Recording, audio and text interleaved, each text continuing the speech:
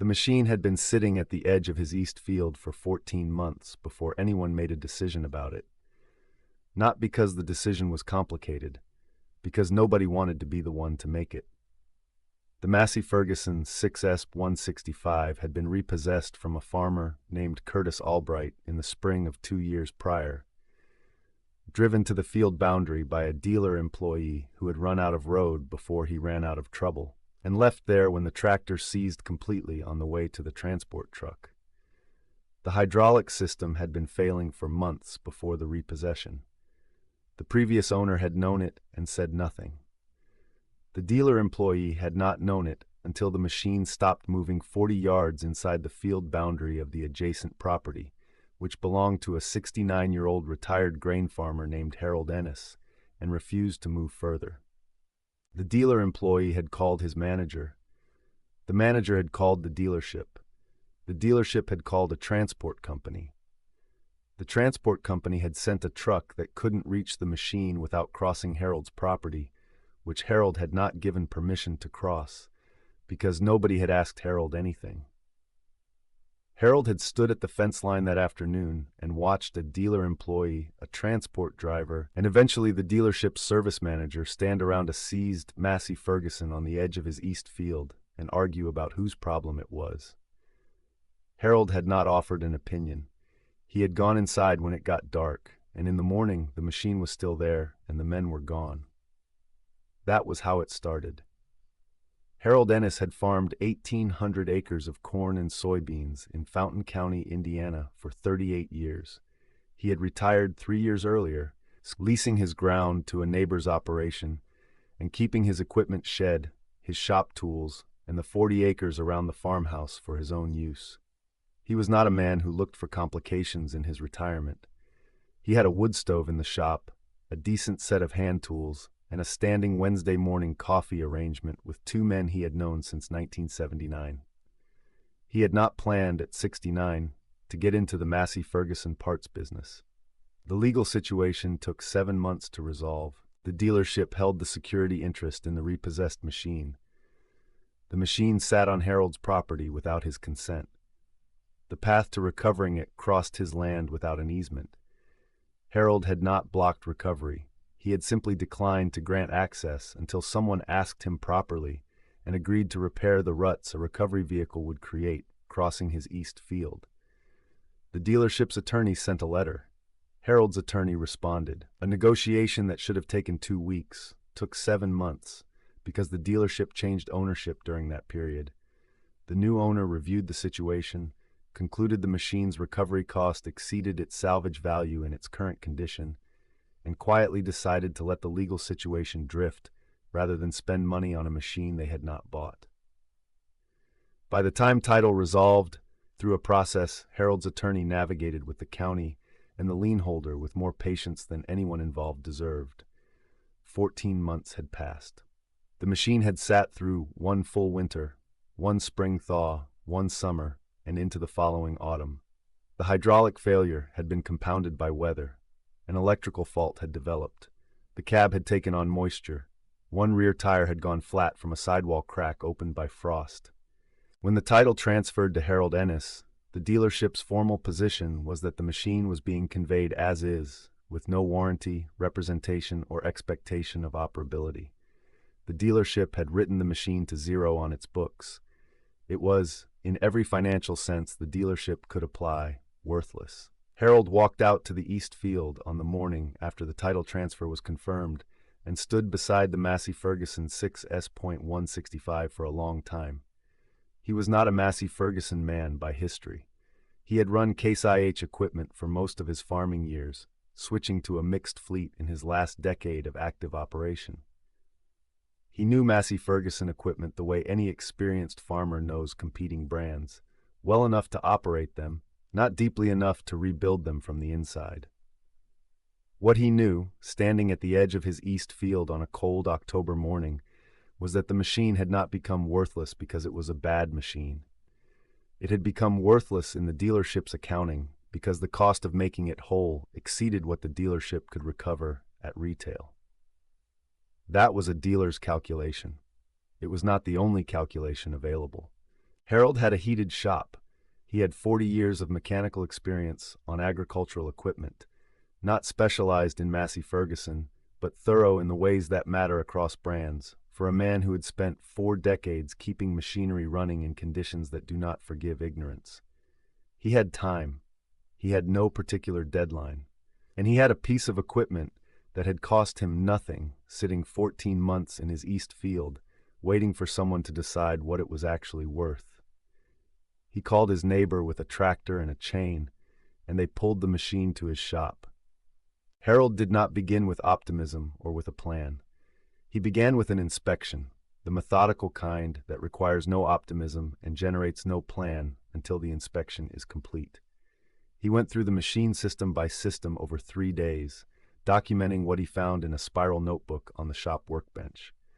The hydraulic pump was beyond rebuild, internal scoring too severe, clearances too far gone. The hydraulic system itself, lines and cylinders and valves, was intact and serviceable once the pump was replaced. The electrical fault was a corroded main harness connector behind the instrument panel, a repair requiring patience and a crimping tool, not a new harness. The cab moisture damage had reached the headliner and one door seal, but had not compromised the structural elements or the glass. The engine, which he pulled the valve cover on to examine, was cleaner than he had any right to expect. The previous owner, whatever his faults and disclosure, had kept the engine serviced. Harold sat with his notebook that evening and added up what he was looking at. The hydraulic pump was the critical cost. He called a supplier in Indianapolis he had used for Case IH parts, described the application, and was quoted $840 for a rebuilt unit. He called 2 more suppliers. The range was $650 to $2,100. The electrical repair was his own labor and $40 in materials. The cab work was foam seal and time. The tire was $380 mounted. He ordered the pump from the Indianapolis supplier on a Thursday. It arrived the following Tuesday. He had the old pump off and the new one mounted and bled by Thursday afternoon. He started the engine Friday morning. The hydraulics came up correctly. He drove the machine out of the shop, engaged the rear linkage, watched it rise and lower cleanly. Then he drove it back into the shop and sat in the cab with the engine running, and thought about what he was going to do with a fully operational Massey Ferguson 6S165 that had cost him $2,280 in parts and 3 weeks of his own time. He had not advertised the machine's presence on his property. He had not told anyone outside his family that the title had transferred.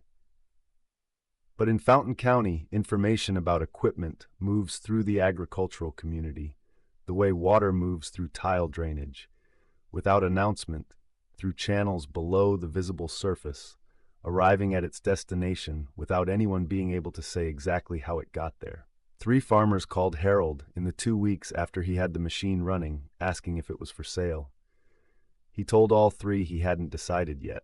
One of them, a farmer named Pete Sollers, who ran a mixed operation north of Attica, asked what Harold wanted for a hydraulic pump replacement on his own MF6S. The machine was showing early signs of pump failure, and Pete would rather pay Harold to source and install the replacement than deal with the dealer in Covington, who had quoted $3,200 for the pump and $600 for the installation with a 3-week parts wait. Harold told Pete to bring the machine over on Saturday. He sourced the pump from the same Indianapolis supplier at $650. He installed it in 4 hours. He charged Pete $650 part and $200 for the installation. Pete's alternative had been $3,800 in 3 weeks.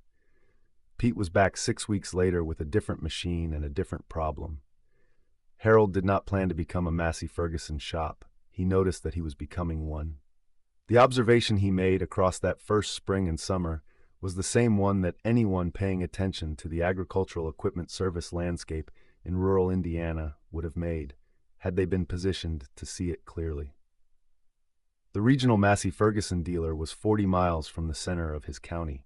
Its labor rate was $115 per hour. Its scheduling ran 4 to 6 weeks out for non-emergency work.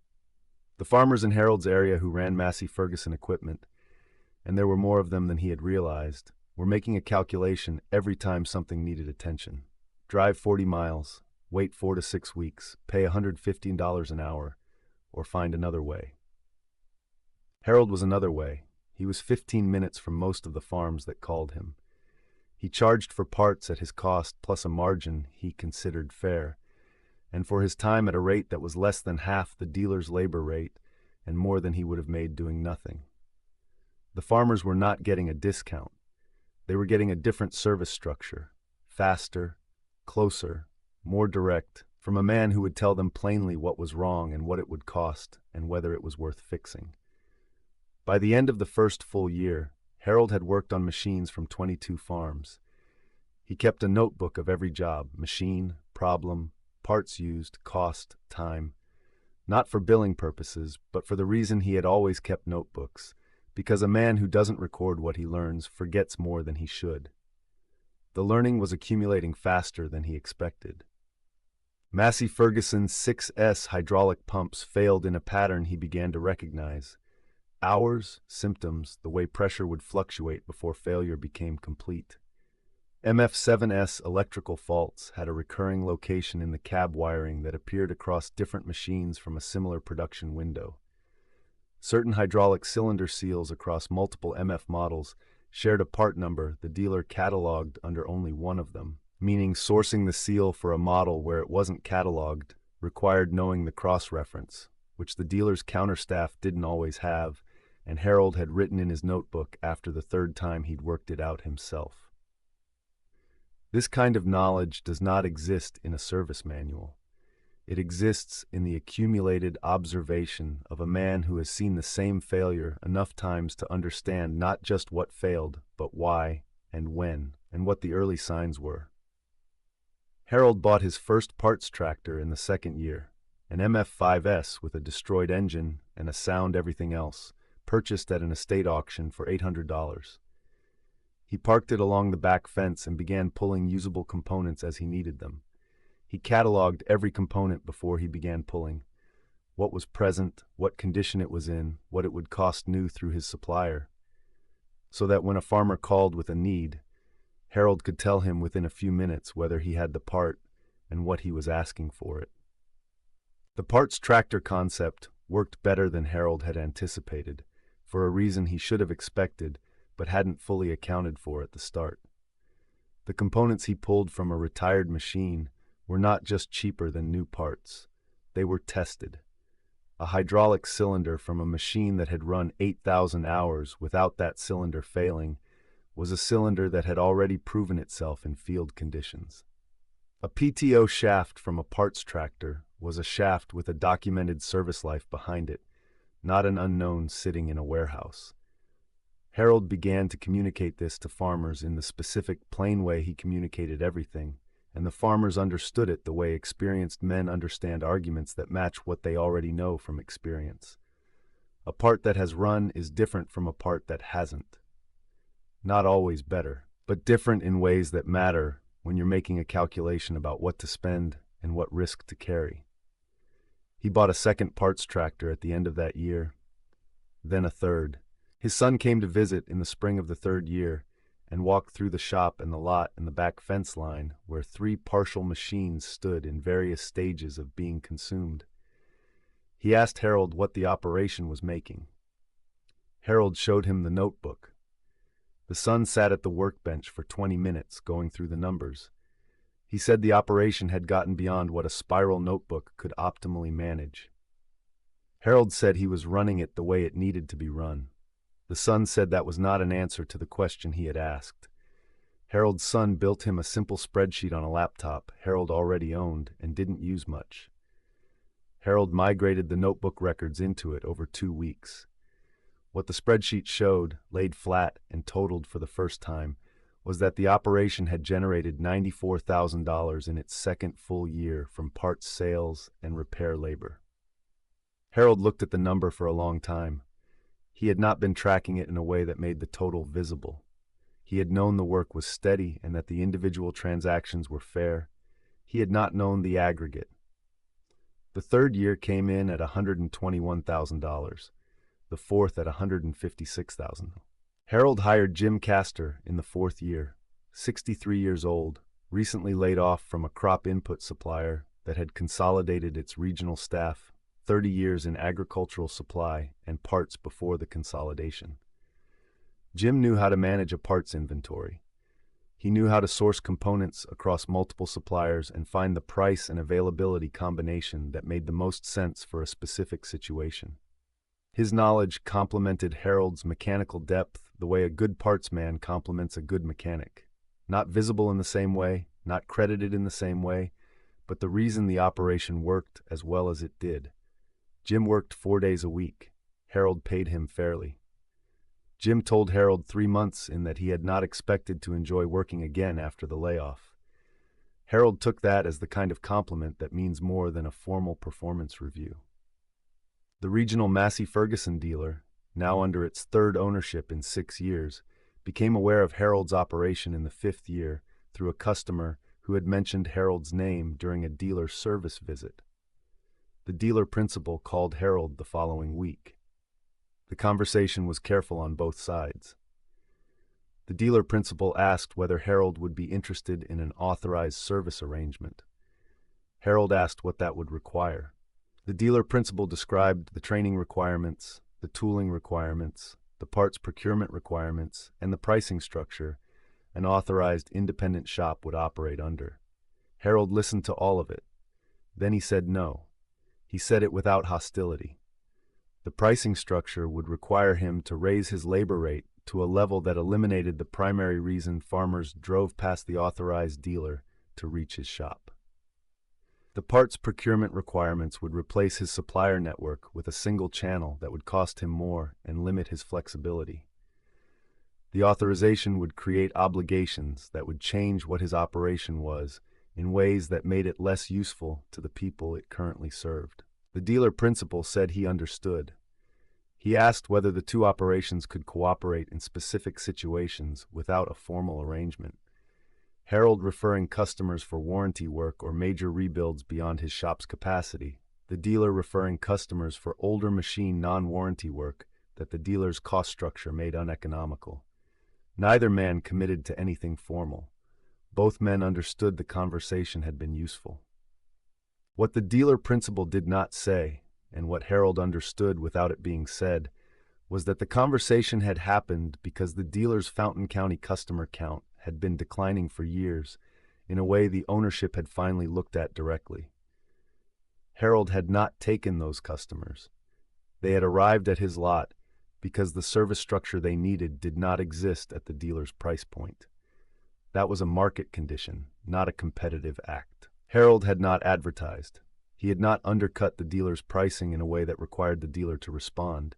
He had simply been available, competent, and honest about what things cost in a location that was convenient, at a rate that made sense for the scale of farms that couldn't justify a $115 per hour labor rate on equipment that was already paid for. The dealer's authorization structure, its overhead, its manufacturer requirements, its staffing model, all of it had created a gap. Harold had filled the gap. The dealer calling to discuss cooperation was the dealer acknowledging the gap without acknowledging it directly, which Harold considered a reasonable approach from a man in a difficult position. By the end of the 6th year, Harold's operation had generated cumulative revenue of just over $400,000. The number was not a goal he had set. It was what the work had returned when the work was done honestly and the parts were priced fairly, and the farmers who needed a different option found their way to a lot in Fountain County, where a retired grain farmer had made a decision about a seized tractor that a dealer had decided wasn't worth the cost of recovery. The Massey Ferguson 6S165 that had started everything was still running, still in Harold's lot, still working his fence lines and his gravel and his 40 acres. The hours had crossed 10,000. Harold had rebuilt the injection pump in the 5th year, 4 days, $340 in parts, done methodically with the service manual open on the bench and his own notes beside it, from the injection pump rebuilds he had done on customer machines in the years since. The engine had not otherwise been opened. The hydraulic system he had repaired in the first week continued to function without issue. Farmers who came to the lot saw the machine working and asked about it. Harold told them the story without embellishment. The dealer had determined it was worthless. Harold had made a different determination. The difference between those two determinations had been $2,280 in parts and 3 weeks of his own time. The machine had been working for 6 years since then. The farmers who heard the story did not find it surprising. They had their own versions of it, machines written off by people who were calculating at dealer rates rather than at the rates available to a man with a heated shop and 40 years of mechanical knowledge and nothing more pressing to do. The notebooks filled the shelf above the workbench. 11 of them now, dense with the accumulated knowledge of a man who had spent more time inside Massey Ferguson equipment than he had ever expected to, and had come to understand it in the way you understand something that you have given serious and sustained attention without any expectation that it would matter beyond the immediate problem in front of you. It had mattered well beyond that. A machine that a dealer had decided was worthless had arrived at the edge of Harold's East Field because a hydraulic system had failed at an inconvenient location and nobody had been willing to spend the money to recover it. Harold had spent $2,280 to make it run. In doing that work, he had positioned himself, without design, without a plan, at the intersection of a knowledge gap and a service gap that existed across several counties of agricultural land in central Indiana. He had filled that gap the way water fills a low place, not by planning to go there, but because the conditions made it the natural direction. Out in the lot, in its usual spot, the Massey Ferguson 6S165 sat ready for whatever Harold needed it to do next. Engine original, hydraulics sound. A machine that had been decided worthless by people calculating at the wrong rates, and decided worth fixing by a man who knew the difference between what something costs to restore and what it is worth when it runs. The dealer had left it in the field because the math hadn't worked out. Harold had done different math. For 6 years, the machine had been proving him right.